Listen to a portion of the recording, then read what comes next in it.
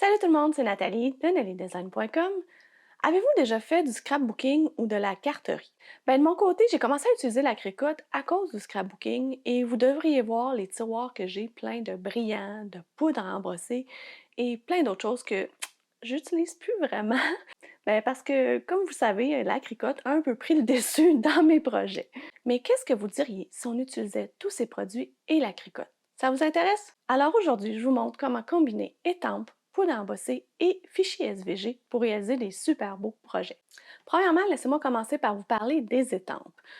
Parenthèse, je pense que vous dites tampons en Europe, mais nous aussi au Québec, on appelle ça des étampes. Alors je vais continuer avec ce mot-là si ça vous dérange pas. Donc, les étampes que j'ai ici sont créées par Mélanie Berriot et sont non seulement 100% québécoises, mais sont aussi en français. En plus, Mélanie offre les fichiers SVG pour aller avec ces étampes pour couper avec la cricotte ou n'importe quelle autre machine de découpe. Je vais vous donner plus de détails et des explications là-dessus tout de suite après. Elle vend aussi au Québec toutes sortes d'autres produits pour aller avec les étampes. Alors, je vous invite à aller dans la description de la vidéo. Je vais vous mettre le lien vers sa boutique, mais aussi vers sa page Facebook parce que vous allez voir les beaux projets qu'elle fait. Sérieusement, c'est assez impressionnant. Je me trouve vraiment débutante dans le domaine. J'ai quand même décidé de réaliser un projet pour vous montrer comment ça fonctionne et pour sortir un peu du scrapbooking et de la carterie, j'ai décidé de réaliser des ornements de Noël avec les étampes de Mélanie. Et tant qu'à faire, au lieu de les faire simplement en carton, on va les faire en plaquage de bois. Je vais vous montrer toutes les étapes, incluant l'application de la poudre à embosser, mais pour le moment, on va aller dans Design Space puis je vous montre comment faire pour importer ces fichiers SVG. Donc, quand vous achetez des étampes de Mélanie Berriot, vous allez avoir aussi les fichiers SVG en format zip. Un format zip, c'est un format compressé qu'il faut décompresser avant de pouvoir avoir accès au SVG. Je vous montre deux façons de faire. Donc, le fichier zip a une petite fermeture éclair dessus. C'est comme ça qu'on le reconnaît, c'est facile. Et vous pouvez soit double-cliquer dessus ou faire bouton de droite. Moi, je trouve que faire bouton de droite, ça va plus vite, ça sauve un clic. Mais bon, donc si je fais bouton de droite, vous allez aller dans Extract All ou Extraire tout si votre ordinateur est en français. Moi, c'est en anglais, donc Extraire tout. Et là, vous avez cette fenêtre et vous allez décider où vous sauvez vos fichiers. Sauvez-les à une place que vous allez vous en souvenir. Donc, vous pouvez parcourir. Moi, je vais les sauvegarder juste ici pour la démonstration. Donc, faites ce que je dis, faites pas ce que je fais. Donc, je fais tout simplement Extraire. Et là, il va vous apparaître un autre dossier. Un dossier qui n'a plus de fermeture éclair dessus, mais qui porte le même nom. Donc, SVG, c'est Noël. Les fichiers à Mélanie sont faciles à repérer. Si vous avez un dossier qui est écrit c'est Noël, c'est que ça va avec les étampes, c'est Noël. Vous avez le nom en haut à droite, c'est Noël, c'est le bon fichier. Tout simplement, double-clic dessus et vous allez avoir vos fichiers SVG qui sont juste là. Ils sont nommés de façon à être facilement reconnaissables avec les étampes. Donc, si je cherche le Reine, mais il s'appelle Reine, tout simplement. Le sapin s'appelle sapin. C'est facile. Donc, on va aller dans Design Space et on va aller l'importer tout de suite. Donc, on va aller télécharger ici, télécharger l'image et je vais vous faire trois modèles. Je vais commencer par le Reine. Donc, je vais faire parcourir. Et je vais aller le chercher, c'est là que c'est important de l'avoir sauvegardé à un endroit que vous allez vous souvenir facilement. Et je vais aller cliquer sur le C'est Noël et chercher mon Reine. Et là, vous allez voir la forme du Reine. Ça va vous sembler comme une grosse forme noire quand vous allez télécharger, vous allez voir. On le voit moins bien ici, mais un coup qui est ajouté à la toile, ça fait un ombrage. C'est simplement que ça va faire le tour du Reine, un genre de décalage pour qu'on puisse venir étamper à l'intérieur. Et sachez que quand on les importe comme ça, sont parfaits, sont de la bonne grandeur, vous n'avez rien d'autre à faire, c'est parfait pour aller avec l'étampe. Mais moi, je vais faire quelques petites manipulations dessus, puis je vais vous dire pourquoi. Je vais quand même aller chercher tout de suite le petit biscuit, parce que je veux faire aussi le petit biscuit. Télécharger image. Là, je devrais déjà être dans le bon dossier. Donc, il s'appelle Bonhomme, comme un bonhomme en pain d'épices. Et voilà, j'ai le bon. On fait télécharger. Et je vais aussi aller en chercher deux autres parce que je vais faire une petite combinaison. Donc, j'avais le goût de combiner la tuque avec Père Noël. Donc, tuque qui est ici.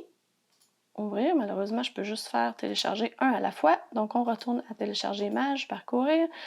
Et je vais chercher Père Noël. Par contre, je peux les mettre plusieurs à la fois dans mon canevas. Donc, je sélectionne, je sélectionne, je sélectionne et j'ajoute à ma toile. Donc, comme je vous dis, ils sont déjà de la bonne grandeur et on les a ici dans notre panneau des calques. Donc, vous voyez, Père Noël et la tuque, ce que j'aimerais faire, c'est pouvoir mettre les deux étampes, mettons, un en dessous de l'autre, puis me créer un ornement de Noël plus grand. Donc, ce que je pourrais faire, je vais faire un petit zoom plus proche. Vous savez qu'avec CTRL et la roulette, vous pouvez zoomer plus proche. Et sans trop les chevaucher, parce que sinon mes deux étampes vont se chevaucher aussi, je vais essayer de venir juste les coller ensemble. Faire quelque chose peut-être de cute comme ça, pour qu'au moins ça soit un seul morceau. Donc, je sélectionne les deux avec Shift et je vais tout simplement aller dans Associer et faire Souder. Là, j'ai un petit trou ici. J'aime moins ça, ça fait moins beau comme dans ce résultat-là. Donc, je vais le sélectionner. Je vais aller dans Contour. Contour, ça permet vraiment d'enlever des morceaux qu'on ne veut pas quand tout est sur le même calque. Donc, vous voyez le petit bout ici, je vais l'enlever. Je vais sélectionner Effacer le contour et je vais cliquer sur le petit X et voilà, mon trou est enlevé. Donc, en théorie, si j'utilisais ça sur une carte ou en scrapbooking, je pourrais juste couper tout simplement mes formes et venir faire les étampes par-dessus. Mais moi, je veux faire des ornements de Noël. Alors, pourquoi faire simple quand on peut faire compliqué? Je vais me rajouter des petits anneaux pour pouvoir venir passer une ficelle à l'intérieur.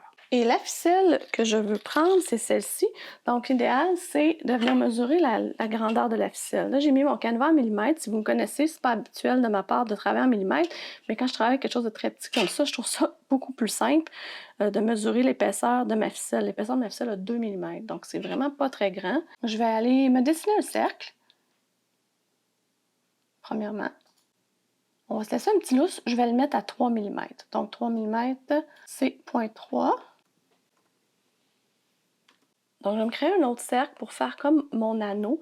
Alors, je vais dupliquer celui-ci, puis je vais le mettre environ à 0,6. Comme ça, je vais avoir à peu près 1,5 mm de chaque côté de mon anneau. Vous allez voir, je le mets comme ça.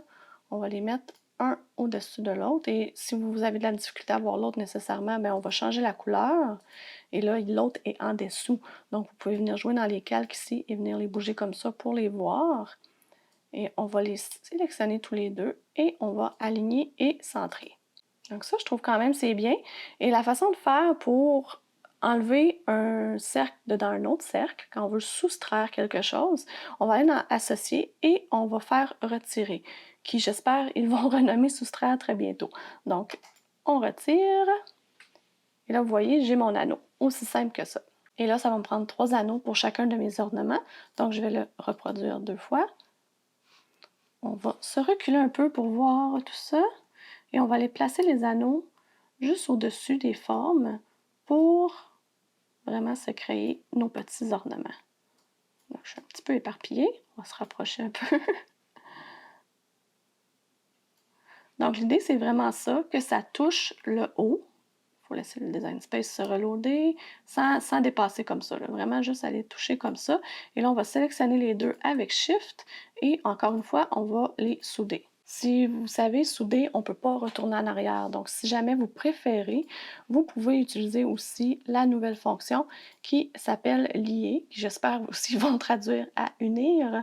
Donc, en utilisant lier, ben, les couches restent séparées, puis on peut vraiment venir bouger quand même. Si je sélectionne mon petit ici, je suis quand même capable de dire « Ah, je n'aimais pas la position ». Alors, je peux venir l'ajuster, puis quand je relâche, bien, tout se ressoude automatiquement, mais ça reste modifiable. Donc, je vais faire la même chose avec les deux autres.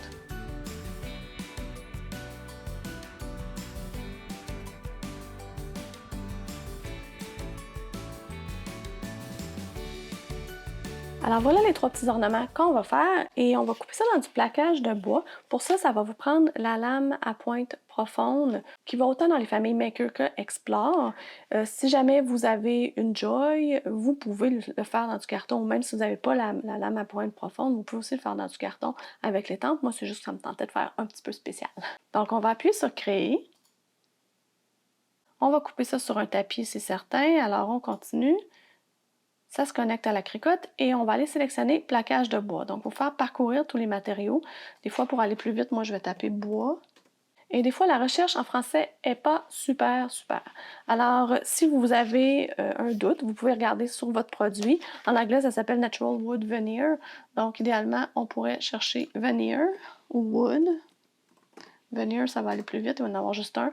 Donc, plaquage en bois naturel. Pourquoi il n'a pas trouvé quand j'ai cherché bois? J'en ai aucune espèce d'idée. Donc, plaquage en bois naturel, si vous confirmez que c'est un produit cricotte avec le petit symbole de cricotte juste ici. Donc, on va cliquer sur Terminer et ça va vous dire de charger la lame profonde dans la mâchoire B. Donc, c'est ce qu'on va faire. On ouvre la cricotte ici et on va aller mettre la lame à pointe profonde. Il faut vraiment que la lame tienne tout seul comme ça avant de refermer la mâchoire. Donc pour le tapis, Cricut recommande le tapis mauve, le tapis strong. Je l'ai déjà coupé avec du tapis vert aussi, ça fonctionne. C'est sûr que si votre tapis vert est super usé et colle presque plus, vous allez avoir plus de difficultés. Mais s'il colle encore super bien, vous prenez le même processus, c'est-à-dire moi que je place mon plaquage de bois. Vous voyez qu'il n'y en est pas à sa première utilisation. On place le plaquage de bois comme ça et moi, j'aime pas ça faire ça sur le bois, alors j'ai pris mon petit rouleau ici que j'aime bien et je vais vraiment venir l'appuyer fermement. Pour m'assurer que ça ne relève pas, je vais ajouter quelques petits bouts de tape. Comme je vais couper principalement en haut à gauche, ben, je vais venir mettre le tape tout simplement en haut à gauche. Je n'ai pas besoin d'en mettre tout le tour, c'est pas exagéré non plus.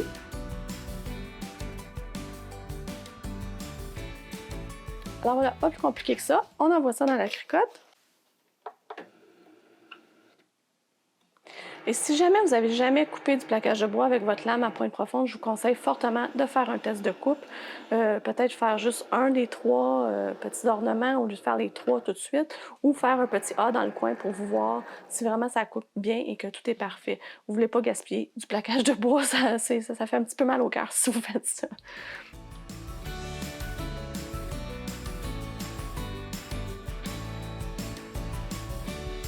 Donc c'est terminé, mais avant de décharger, on fait toujours une vérification pour être sûr que ça l'a bien coupé.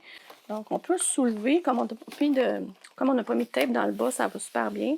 On peut soulever et aller voir si ça a passé. Puis vous voyez, ça n'a pas passé étrangement. On dirait que ça n'a pas voulu couper comme il faut. Donc, pendant que tout ça est encore dans la cricotte, je peux appuyer sur le bouton pour relancer une autre fois la découpe. Ça va passer exactement au même endroit. Mais si vous avez déchargé le tapis, ça ne marchera pas. Donc, là, je suis capable. Donc, mes formes sont découpées. N'hésitez pas à prendre un petit bout de papier de sablé ou une petite lime à ongles si vous trouvez que c'est un peu rugueux sur les côtés. Et là, on arrive au bout où je suis loin d'être une experte, sérieux. Toutes les années que j'ai pas fait ce genre de choses-là, ça a tellement évolué. D'ailleurs, j'ai des vieux produits. J'ai été obligée d'aller me racheter ça. Ça, c'est un encreur pour faire que... C'est comme un genre de colle, si on veut, qui va faire que la poudre embossée va coller dessus. Donc, c'est avec ça qu'on va étamper ou tamponner. Sachez que celui que j'avais était expiré, donc méfiez-vous si vous avez des produits que ça fait longtemps que vous avez. C'était pas ce marque-là que j'avais, par exemple. Donc ça va nous être utile. Mais tu sais, je vous montre juste mon bloc d'acrylique. C'est presque gênant de vous montrer ça. C'est tout taché. Mais bon, ça vous prend ce bloc d'acrylique-là parce que c'est des étampes comme ça flexibles qui vous permettent de voir au travers. C'est ça qui est vraiment intéressant avec ce genre d'étampe-là, c'est que vous venez le mettre sur votre bloc d'acrylique et là, vous pouvez vraiment vous aligner, vous voyez où est-ce qu'est votre dessin. Donc ça, c'est super cool, on va faire ça. La poudre embossée, j'ai de la poudre embossée dorée. J'ai ce petit plateau-là que j'ai depuis aussi des années, vous voyez, il est tout taché lui aussi, ça en est encore une fois gênant. Et ça vous prend un fer à embosser, effectivement. Moi, j'ai ce fer-là qui est plus un fer de Ranger pour chauffer, mais il embosse aussi, c'est juste un petit peu plus long. Alors moi, je vais utiliser ça. Mélanie a tous les produits sur son site. Sérieusement, allez voir sa boutique. Le lien va être dans la description de la vidéo. N'hésitez vraiment pas à aller visiter. Puis en plus, sur mon blog, je vais vous mettre vraiment tous les matériaux que j'ai utilisés. Puis vous allez pouvoir vraiment suivre les liens jusqu'à sa boutique précisément sur un produit en particulier. Ça aussi, ça va être dans la description de la vidéo. Assez jasé, on va commencer. Je suis stressée. Donc, comme je vous dis, ça, c'est une genre de colle. Je pense que je vais commencer par le plus simple. Je n'irai pas faire la petite combinaison des deux. Mais si vous voyez, l'objectif, c'est de prendre ça et de venir la poser ici. Donc, tout simplement, on va venir mettre notre petit renne sur notre bloc d'acrylique. Si j'appuie, ça colle. Et on va venir mettre notre genre de colle. Si vous avez juste de l'encre et vous voulez le tester avec de l'encre, vous pouvez faire ça aussi. Donc ça, c'est transparent. C'est un genre de colle transparente. Et là, il est un petit peu courbé, je trouve. Et on va venir s'aligner comme ça le plus possible droit. C'est ça qui est le fun, on voit au travers. Et on va aller, je m'excuse si vous voyez ma tête. J'essaie d'être précise comme à mon habitude. Appuyer fort comme ça là-dessus. Et là, ça va coller. Évidemment, ça va coller sur, ça va tenir comme ça. Et on va l'enlever délicatement ou on va le laisser tomber. Donc, je le tourne. Là, l'idée, c'est de ne pas toucher à ça. Et pour ça, j'ai ma petite pince cricotte que j'aime bien qui se referme automatiquement. Si vous vous demandez à quoi qu'elle sert, celle-là, moi, je la trouve très pratique. Et si vous n'avez pas ce petit bac-là, vous pouvez vous mettre sur une feuille de papier ou autre. Moi, j'aime bien me mettre dans mon petit bac. Je vais refermer ça avant de faire un dégât. Et la poudre à embosser, tout simplement, on va venir la saupoudrer dessus en très grande quantité.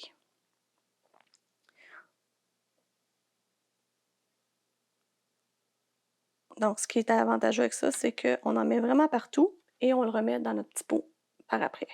Il n'y a pas de gaspillage. Et comme je le tenais déjà avec ma pince comme ça, c'est super pratique. Je peux venir me secouer au-dessus. Là, vous voyez la belle image qui vient d'apparaître. C'est vraiment, vraiment beau. J'adore. Donc, on tapote un peu. Et là, Mélanie a sûrement beaucoup plus de trucs sur son groupe Facebook et sa page Facebook pour vous. Là-dessus, moi, je suis plus ou moins compétente, je dirais. Mais si je vois que ça l'a, j'essaie de prendre un petit pinceau pour enlever le surplus qui dépasse. Des fois, on en voit, mais le truc, c'est vraiment de tapoter le plus possible. Ce qui est collé va rester collé, là. Donc, si vous voyez qu'il y a quelque chose qui ne faut vraiment pas toucher à ce que c'est pas fixé encore. On va fixer ça avec notre fer. Donc, je tasse ça à côté. Je referme mon pot parce que je me connais. Donc, avant de faire un dégât, je dépose ça, ferme mon pot. J'ai les mains pleines. J'ai pris mon petit tapis cricotte aussi. Je vous ai dit que je mélangeais ça avec la cricotte. Donc, essayez pas de chauffer sur votre tapis autocycratisant. Vous allez le faire gondoler. Donc, je me mets au-dessus de mon petit tapis de la Easy Press et on va chauffer.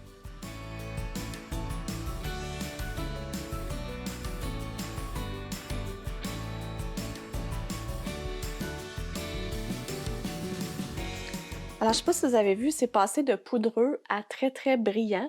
Je vais essayer de vous l'approcher un peu. Je ne sais pas si vous voyez bien. Mais sérieux, moi, c'est pas les meilleures poudres que j'ai. Ils datent de très longtemps. Mélanie, elle a des poudres avec des brillances incroyables. Je suis presque jalouse. Mais je trouve que ça fait quand même bien. Ça a un petit look vintage à mon goût. Puis je vais pouvoir faire les autres. Là, ma pince est extrêmement chaude parce qu'évidemment, ce fer-là, là, sérieux, c'est chaud. Le fer embosser aussi, standard. Donc, faites bien attention. On va faire le même principe pour les autres. Donc, je vais faire le plus compliqué. Je vais me risquer. Donc, si vous voyez, j'en ai mis partout, comme à mon habitude. Le Noël s'en vient ici. Et que je vais faire... J'ai pris le bas de Noël, mais c'est le chapeau de Noël que ça me prenait. Bravo, Nathalie! Donc, on va sortir mon petit chapeau. C'est vraiment, de toute façon, ça me permet de vous montrer que c'est entre deux plastiques. C'est juste un dessin qui est dessus, là, parce que quand on enlève, il n'y a pas de noir. C'est vraiment juste pour vous montrer. Donc, c'est pratique aussi pour les ranger après. Alors, j'ai mon Père Noël qui s'en vient ici et mon petit chapeau qui s'en vient ici. Donc, vous voyez, quand je vous disais, il ne fallait pas les mettre trop proches, parce que sinon, ils se seraient chevauchés. Alors là, je pense qu'ils sont corrects. Comme ça. Puis je vais venir enlever celui-là et venir appuyer mon bloc comme ça.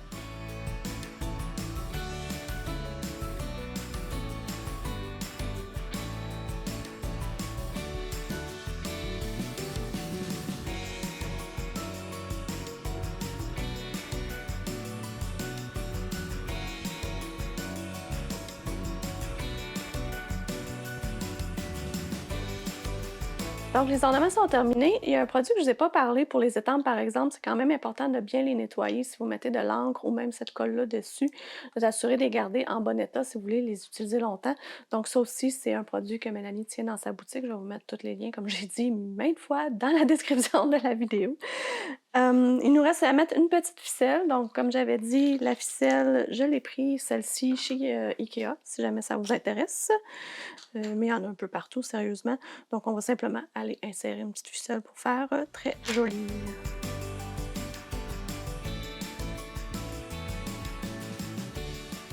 Alors, les ornements sont terminés. Comment vous les trouvez? Moi, je les adore, sérieusement. Ça va faire vraiment une belle déco dans mon sapin. Ça pourrait aussi faire sur des cadeaux, comme cadeau aussi sur une bouteille de vin ou plein de choses. J'espère que ça vous a inspiré à aller un peu plus loin avec votre cricotte ou si vous faites déjà des étampes, ben, d'aller un peu plus loin avec les étampes à l'aide de votre cricotte. Et si vous aimez le plaquage de bois, je vais vous mettre une autre vidéo juste ici pour savoir comment réaliser des boucles d'oreilles en plaquage de bois. Des boucles d'oreilles. Ça serait une bonne idée, ça, avec des étampes aussi. Laissez-moi un commentaire si vous trouvez vous aussi que c'est une bonne idée. Puis on se voit à très bientôt. Bye bye, à la prochaine.